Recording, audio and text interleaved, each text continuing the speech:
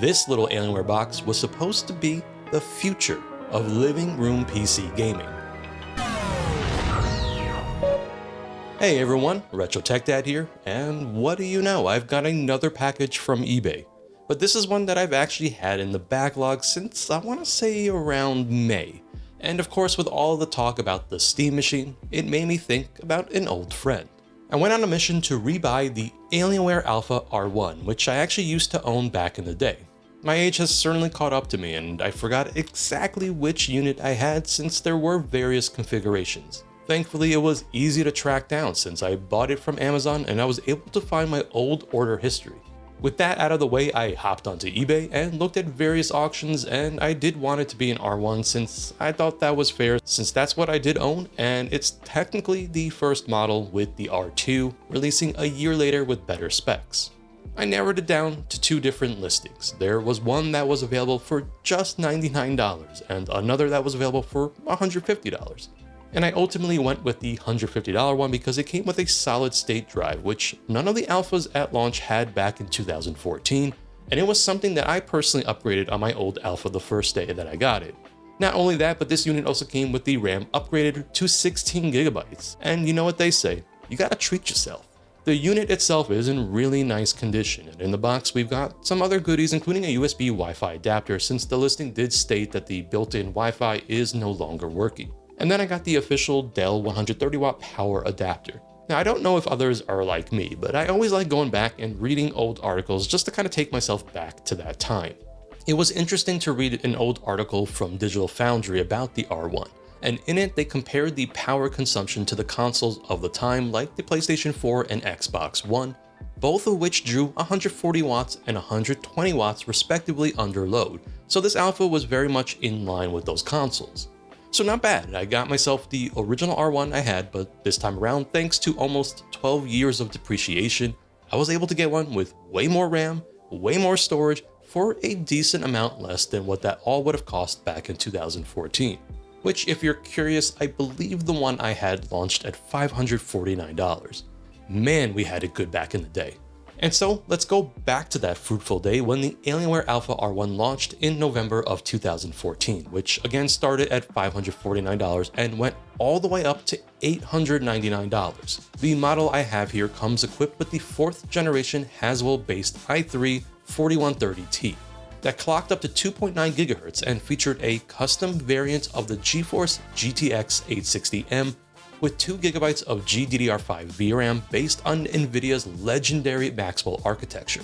The R1 supported DDR3L RAM, and this one I purchased comes with 16 GB of it, as well as a 500 GB SSD storage, both of which should prove to be nice upgrades from the measly 4 GB of RAM and mechanical hard drive that it once shipped with.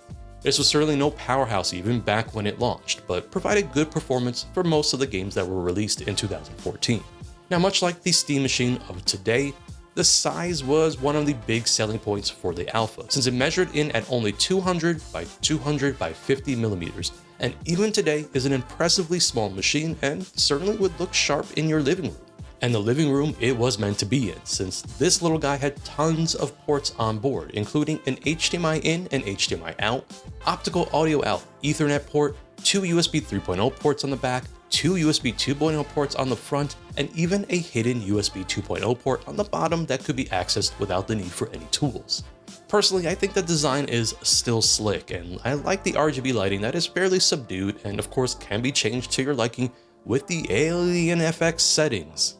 Okay, so with that all out of the way, since this is a secondhand unit, I always like to give a quick cleaning with some wipes, and as I said, the unit is in overall nice condition and it really wasn't too dirty. What I do want to do is quickly plug this in and just test that it is in fact working and see what's installed on here.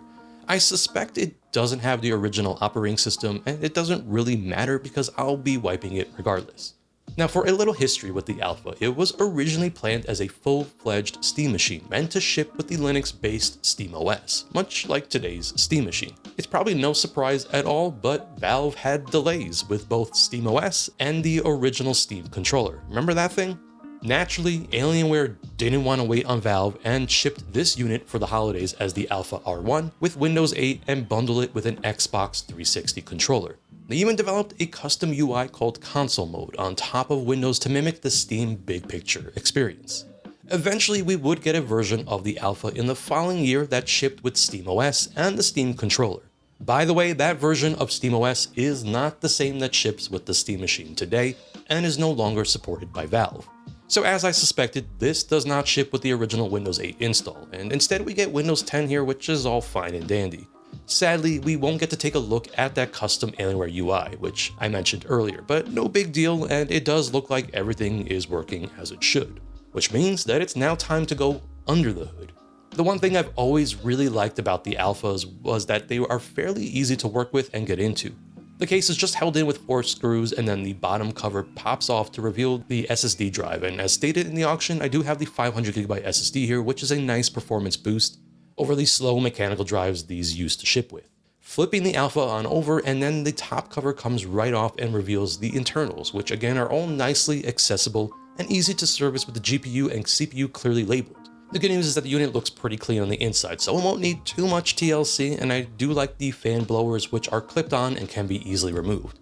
We can now see the 2 sticks of DDR3L RAM, which again proves to be a nice boost, giving us a whopping 16GB of RAM and is easily accessible. Now there's one thing that I always wanted to do with the alpha that I had, and that was to swap to the more powerful processor that was available for it in the higher end SKUs. But those were definitely a lot more pricey back in the day, even secondhand. Thankfully, 12 years later, and nobody wants these chips, and what's cool about the alpha is that these chips are just the regular all-socketed variants, so it's not soldered on, and there are a few options beyond just the ones that were offered in these machines. I think it's obvious what I had to do, and I did a little bit of research, and it turns out that the i7-4785T is compatible with the alpha, and so I went back on eBay and sourced a used one that cost me a whopping $28 to give the old R1 a little bit more oomph. This i7 chip can boost unlike the i3 that was originally in here. This is also a good opportunity to refresh the thermal paste and thermal pads that are hidden under the heatsinks. The heatsink comes off very easily, and as I expected, the thermal compound on there was as dry as can be. Okay, let's do a little bit of cleanup real quick and get all the old gunk removed, then I'll use some of the Arctic MX6 that I have left over, which will definitely be a lot better than the dried up compound that's on there right now. I also went through the board gently and cleaned off any dust that I saw, but really it was pretty clean overall. I did take it out back and give the fans and the case a quick blowy, because even quickies can be good for hardware. Now back in my office, it was time to cut up some fresh thermal pads, and I used the old ones to measure the sizing, as well as the thickness, which turns out it was 1mm. No worries, because the pads I have here can actually be doubled up and it will work without issue.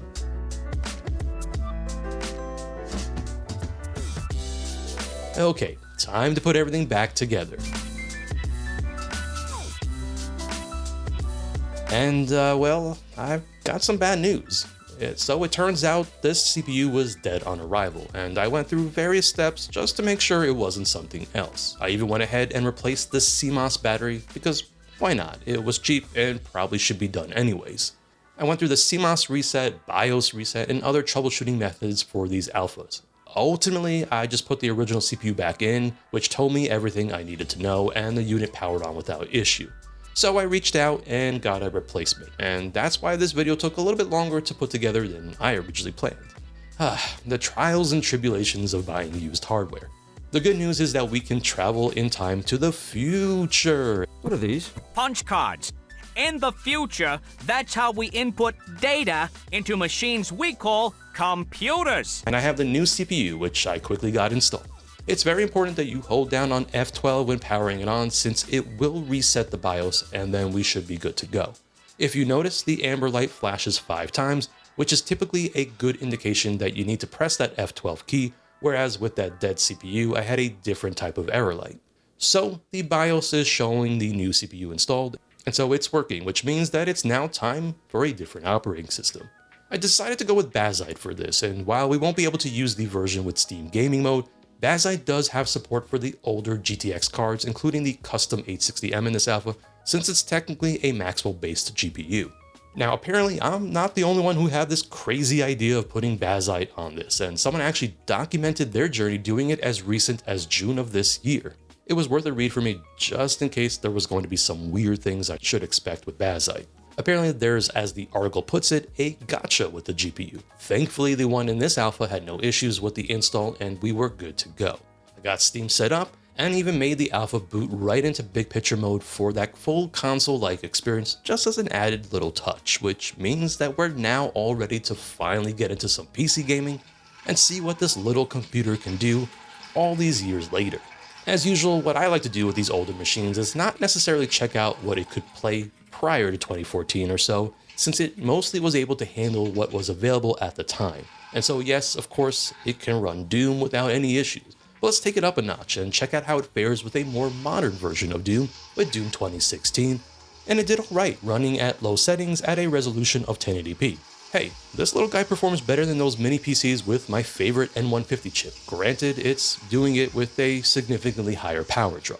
What surprised me is that Doom Eternal ran at all, and this is like the equivalent of the Switch port of Doom Eternal. But you know what? Not bad at all for this machine since this is a game from 2020. I figured why not continue torturing this poor computer, and so a quick run of the Cyberpunk 2077 benchmark since, you know, for science. And I'm not surprised at all by these results, and as you can see, the poor GPU is struggling at 100% utilization and definitely struggled through the benchmark. But hey, at least it booted, since I went through plenty of games that didn't boot, including Halo Campaign Involved, which I should have expected, but I was having a lot of fun really seeing where we could go with this little guy in 2026. I did try my favorite racing game franchise with Forza Horizon 6 first, and then 5, and then 4. Okay, things aren't looking too great here for this computer, but to be fair, there's tens of thousands of PC games that will run on here without issue. And yes, I'm also talking about games released since the alpha came out. It's definitely not going to be a computer that runs AAA games nowadays, but I did manage to get some newer indie games like Super Meat Boy 3D to run pretty decently while still targeting at least a 1080p resolution. And I think in general, newer releases that are lighter indie style games like Pathogenic, which is one I've been hooked on quite a bit recently, will also perform quite well. I did have a lot of fun going through the years and just loading up a bunch of my favorite indie games from the past few years, and while it's not this gaming beast, it's got plenty of life in it to serve as a cool living room indie console, and considering what it costs nowadays in the secondhand market, I've certainly used computers that were far worse and cost more money. I will say that PC gaming performance is about what I expected, and I wasn't too surprised by the results here considering we are dealing with a 12-year-old mini PC that was considered mid, as the young kids would say, even for the time it released. Now, what did surprise me though is just how well this setup performed for emulation, and this I was really not expecting at all. I'm not talking about just retro gaming either, which the old Alienware Alpha handles very well, and platforms like the Dreamcast, Nintendo 64, Sega Saturn, and PlayStation 1 were solid performers that in many cases could handle upscaling with ease. So an old mini PC box like the R1 could very easily be retired into a dedicated retro gaming box, and maybe I'll even consider switching over to something like Bazzite, which will let this box live on for many years of fruitful service.